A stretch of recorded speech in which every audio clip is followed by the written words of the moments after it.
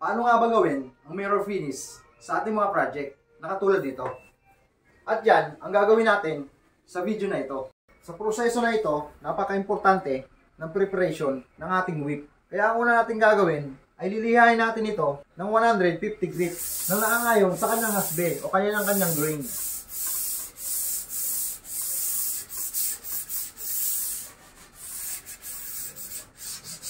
Pagkatapos, susundan natin ito ng 240 grit.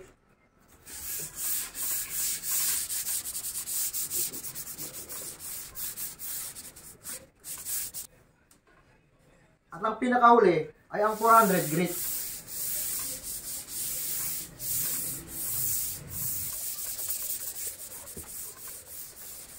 Katapos nating liyahin, tanggalin natin ang mga alikabok para mas maganda ang resulta ng prosesong ito.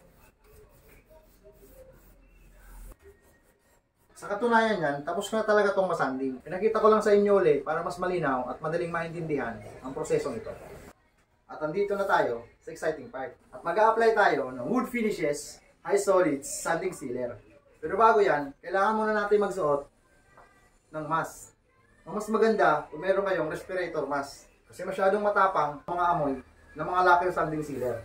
Buksan ito gamit na anumang uri ng pambukas na available sa mga shop nyo. Nahalu-haluin muna ito hanggang sa matunaw ang mga latak nito.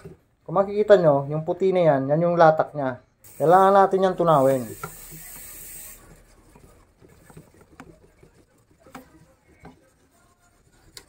Pag wala na yung mga puti-puti na nakikita nyo kanina sa ating sanding sealer, pwede na tayo mag-apply ng first coat ng ating sanding sealer gamit ang paintbrush.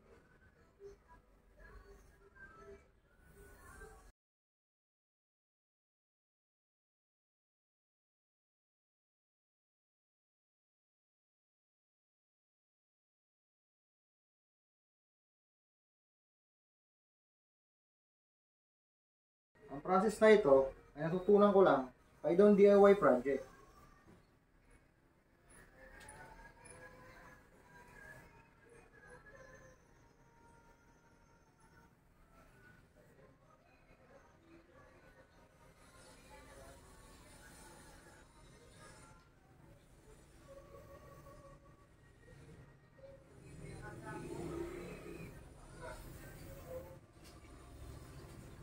Tapos na ang unang patong ng ating sanding sealer. Hintay lang natin siyang matuyo ng 20 hanggang 30 minutes. Saka natin siya liyahin ng 150 grit. Saka applyan uli ng sanding sealer. Makalipas ang 30 minuto, liyahin ito ng 150 grit.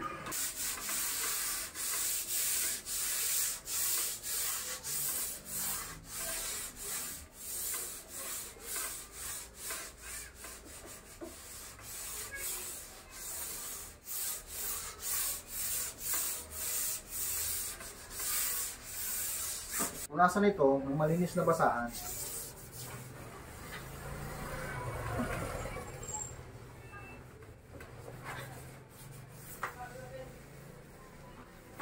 Sa part na to, gagamit na ako ng respirator mask kasi ngayon ko lang siya nahanap. Nawala kasi ito eh. Hindi ko alam kung saan napunta. Yung pala nasa ilalim lang ng ating cabinet. Kasi napakadelikado talaga ng amoy ng ating sanding sealer. May mga fumes kasi yan na nakakasira ng ating kalusugan. Lalo na ng ating baga.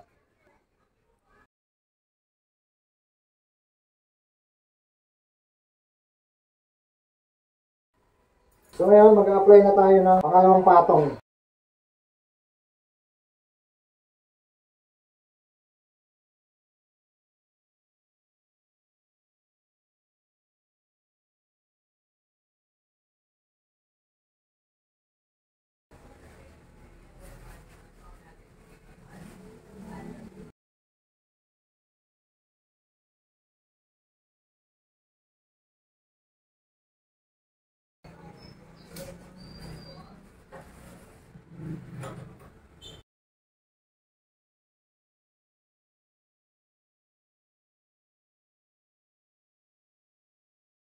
Pagkalipas ulit ng 30 minutes, natuyo na uli siya.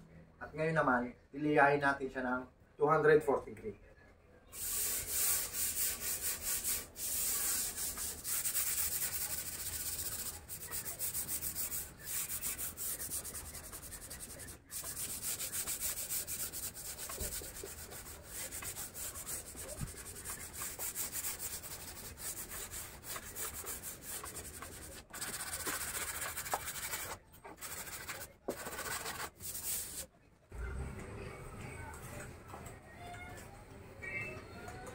So, kinakailangan natin siyang pasadahan ng ating brush para mawala yung mga alikabok. Sa dulot ng ating sanding sealer, kailangan din natin siyang punasan.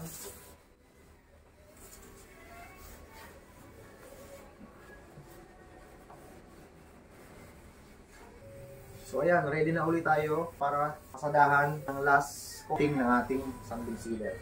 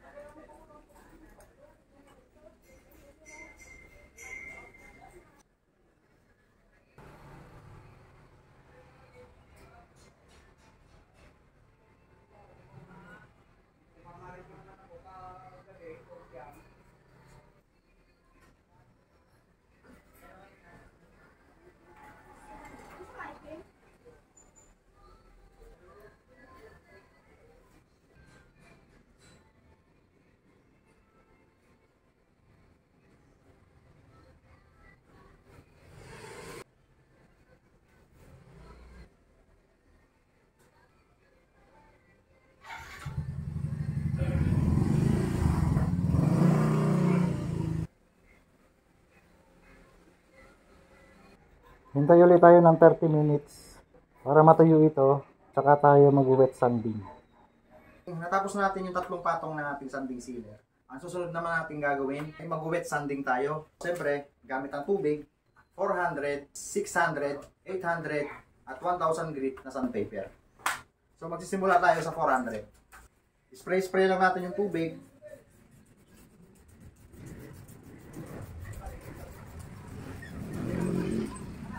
Saka natin lilihain ng 400 grit.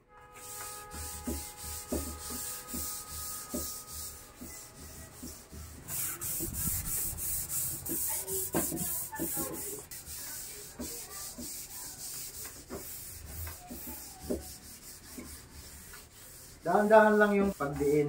Hindi natin siya masyadong lilinan.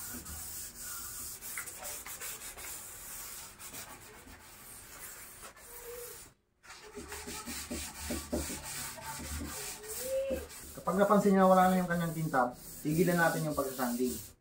Tapos punasan natin ng basahan.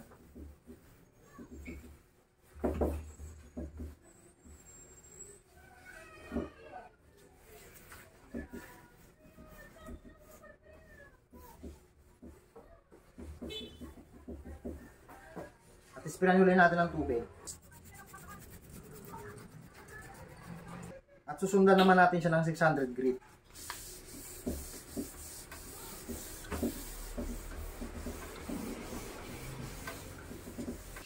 Bali ganun ulit, kapag napansin nyo wala na yung kintab, saka ulit tayo titigil sa pagsasanding.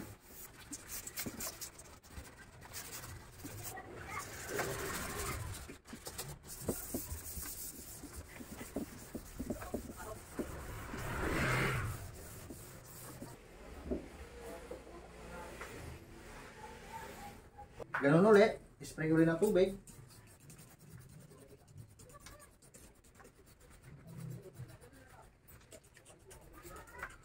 At isand natin ng 800 naman.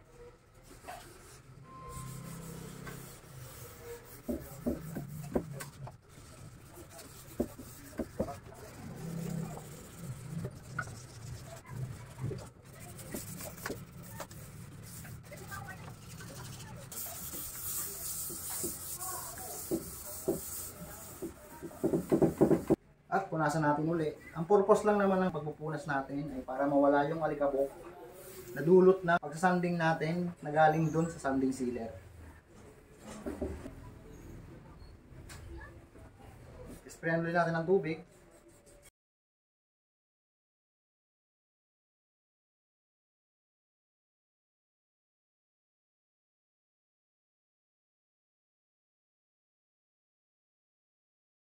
Lihain ulit natin gamit ng 1000 grit.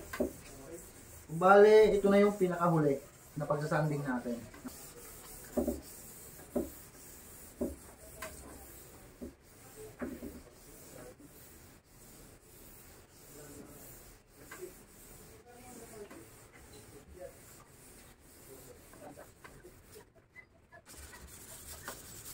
Punasan ulit natin.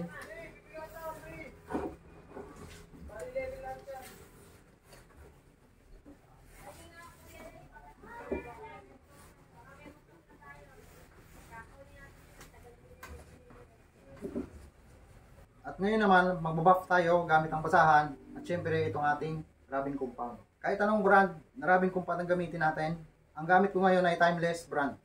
Kumuha lang tayo ng rubbing compound, tapos ipahid natin dito.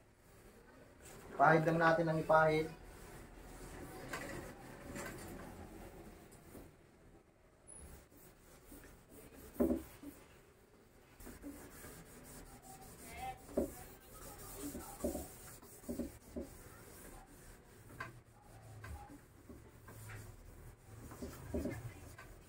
I-buff lang natin ng i-buff yung ating basahan hanggang sa mapansin natin na kumikintab na siya.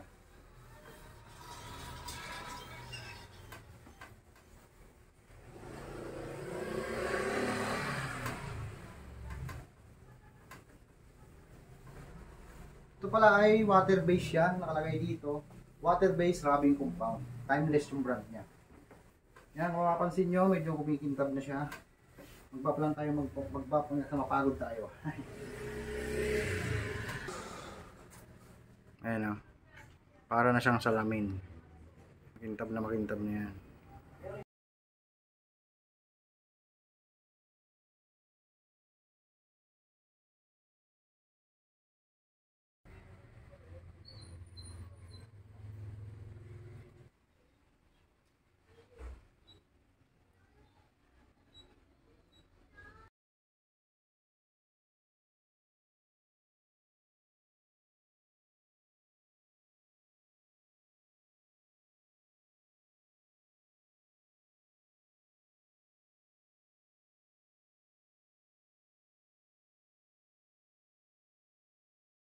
Ito na po yung finish natin.